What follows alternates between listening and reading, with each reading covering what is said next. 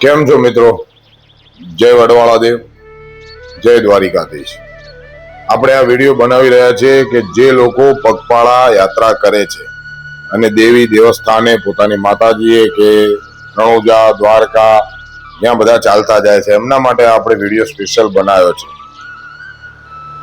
તમે આ વિડીયો જોશો એટલે તમને 80-90% માહિતી એવી મળી જશે કે પગપાળા ચાલવું હોય તો સાથે શું રાખવું, કેટલી સામગ્રી જોઈએ છે તમારે, અને એવી કઈ વસ્તુ છે જેનાથી તમને ઘણી બધી ચીજ વસ્તુઓનો બનાવ બનતો તમારા જોડે અટકી શકે છે.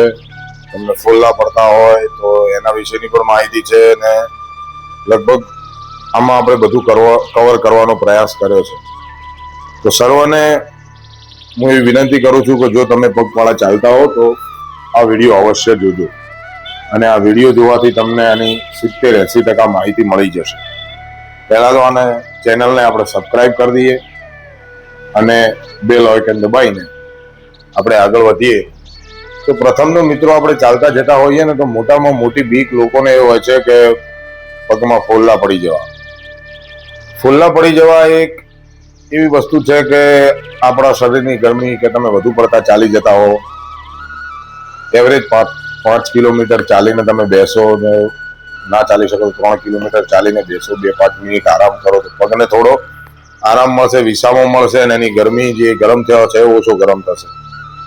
બીજી વાત રહી કે એક પટ્ટી નીચે બતાવવામાં આવે છે, એ પટ્ટી તમે જોશો, એ પટ્ટી તમે જો ઘરેથી જ પગની નીચે લગાવી દેશો તો 90% ફોલ્લો પડવાના ચાન્સીસ રહેતા નથી. તમને મેડિકલમાં એનો ડબ્બો મળી જશે, આઈ થિંક 700 રૂપિયાનો ડબ્બો આવે છે, એનાથી તમને ઘણી બધી રાહત મળશે. જો બહુ તકલીફ હોય તો નીચે તળિયામાં લગાવી દેવાની અને આંગળીઓમાં ફોલ્લા, કોઈ બૂટ પહેરતું હોય એને પડતા હોય છે, કોઈને નથી પડતા, પણ બૂટમાં એના સોર્સિસ વધારે હોય છે આંગળીમાં ફોલ્લો પડવાના, કેમ કે પગ તમારો દબાય. અને જો તમે એકંદરે સલંગ 10-1 કિલોમીટર નથી ચાલતા અને ધીમે ધીમે ચાલો છો તો હું માનું છું ત્યાં સુધી ફોલ્લા નથી પડતા.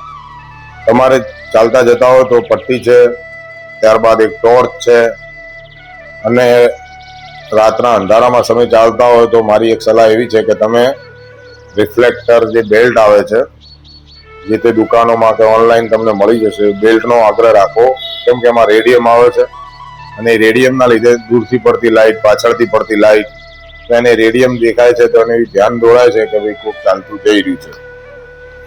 ત્યારબાદ તમે તમારા પોકેટમાં એક સેફ્ટી પિન રાખી શકો છો, પછી એક નેલ કટર રાખી શકો છો અને એક કાંટો કાઢવાનો જે ચીપિયો આવે છે. આ 3 એવી વસ્તુ છે કે આને ઇમરજન્સી કહો તોય ચાલે, કેમ કે આ તમને ક્યાંય ના મળે રસ્તામાં.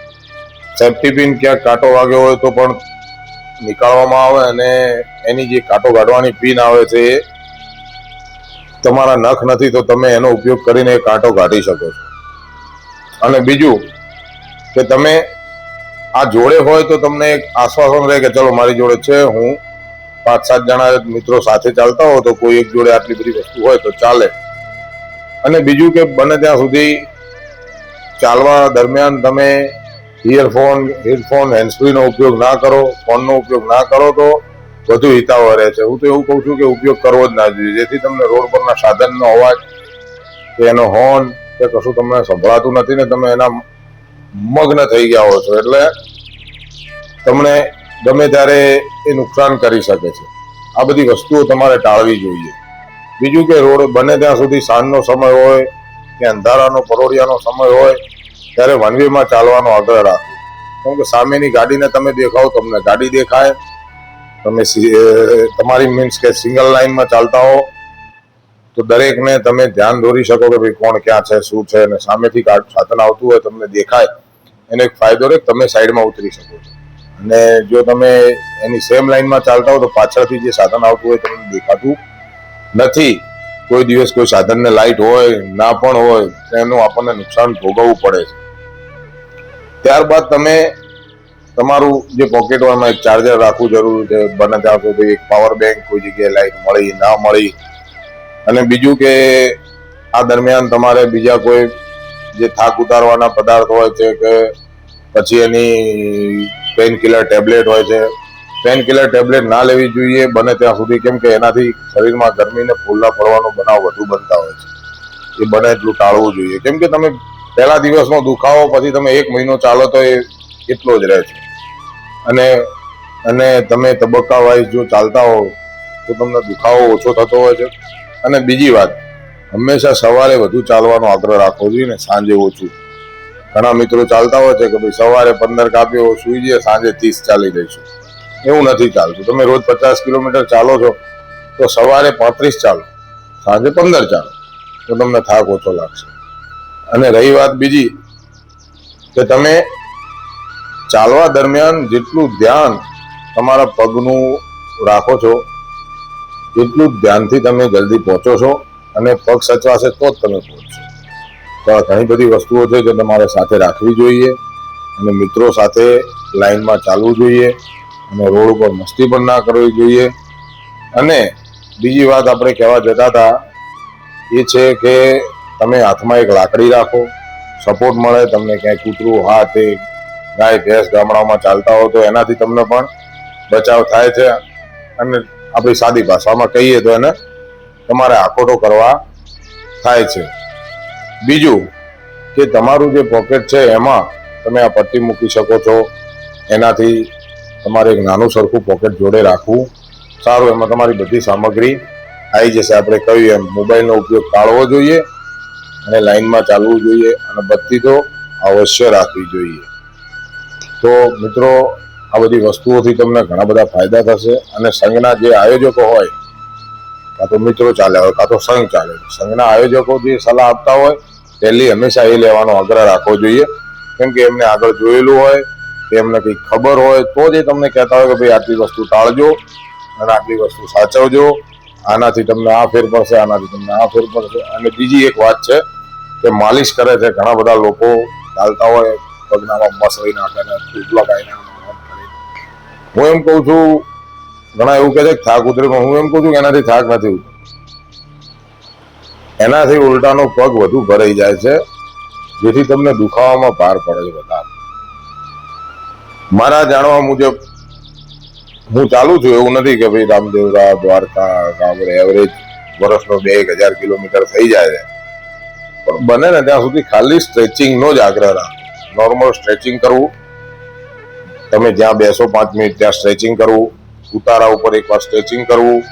આ બધી વસ્તુથી, સ્ટ્રેચિંગથી તમને પગ નહીં ભરાય, પગ ફ્રી થશે, લોહી હરતું ફરતું રહેશે. આના ઘણા બધા ફાયદા થશે. અને બીજું કે ગરમ પાણીથી બહુ નહાવાનું પણ ટાળવું જોઈએ, નોર્મલ પાણી રાખવું જોઈએ. ગરમ પાણીથી થાક ઉતરી જાય એવું નથી. ગરમ પાણી તમે ખાલી ફ્રેશ થાવ છો એ 5 મિનિટ પૂરતા. બાકી હું તો એવું માનું છું કે જો તમે નહીં શકતા હો ને તો સૌથી સારામાં સારું ઠંડુ પાણી, ઠંડા પાણીમાં નહાવું જોઈએ. અને તમને ઠંડા પાણીથી જેટલી રાહત થશે એટલી ગરમ પાણીથી નહીં થાય. આ કોઈનું કીધેલું નહીં, આ જાતના અનુભવ છે. અમે ચાલતા જતા હોય એટલે ગરમ પાણીનો આગ્રહ નથી હોતો. અને ગરમ પાણી રાખો તો એમાં થોડું ઠંડુ ઉમેરીને એને નોર્મલ કરીને પછી એનાથી ના હોય, એનાથી ઘણો બધો ફાયદો થશે. અને ઘણા લોકોને ચપ્પલ, બૂટ ફાવતા હોય છે, તો ચપ્પલ બૂટ કંઈ ના ફાવે તો સેન્ડલનો આગ્રહ રાખવો જોઈએ. સેન્ડલ બી સારા રહેશે ચાલવામાં. અને બૂટ બને ત્યાં સુધી જો તમારા પગમાં સોજા ના આવતા હોય તો બૂટ પહેરાય. સોજા આવતા હોય એના કામના બૂટ નથી, એના ફોલ્લા પડવાના ચાન્સીસ વધારે છે. અને ફોલ્લાના ચાન્સીસમાં મેં કહ્યું એમ ઘરેથી જ પટ્ટી મારવાની. બીજું, જોડે એક નાનો સ્પ્રે રાખો, કે નસ પકડાઈ જતી હોય ત્યાં મારો, દુખાવો થતો હોય ત્યાં મારો. ઓછો એનો યુઝ ઓછો કરવો પડે, ના છૂટકે કરવો પડે તો. અને બીજું કે નસ પકડી જાય એની ટેબ્લેટ રાખવી, કેમ કે 90% કેસ જે નથી ચાલી શકતા, એમને નસની તકલીફ હોય એ જ નથી ચાલી શકતા, એટલે એ પણ સાચવવું. અને ત્રીજું કે